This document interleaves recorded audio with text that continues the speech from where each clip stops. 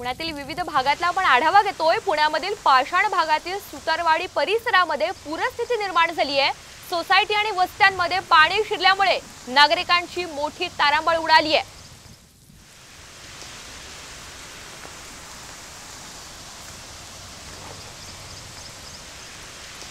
मुसळधार पावसामुळे पुण्यातल्या अनेक भागामध्ये पाणी शिरलेलं आहे। सगळ्यात जास्त प्रभावशाली झालेला भाग जो आहे तो सिंहगड रस्ता परिसराचा आहे।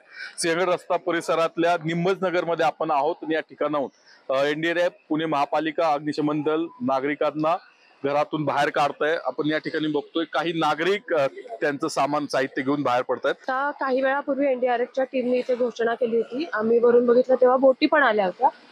सुरुवातीला आम्ही म्हटलं की ठीक आहे, 4थ्या मजल्यावर आहोत तर थांबूयात, पण मुलगी म्हणली की नको आता आपण जाऊया। त्यामुळे आम्ही आता बाहेर पडायचा निर्णय घेतला। 7:30ला खाली आल्यानंतर पाणी वाढत वाढत वाढत म्हणजे छातीपर्यंत पाणी वाढलं होतं। आत्ता जरा जोर कमी झालेला आहे। खूप हाल होत आहेत। पुढे जर पाणी वाढलं तर जगायचं कसं? कॅमेरामन आदर्श कटकेचा नितीन पाटणकर, साम टीव्ही न्यूज।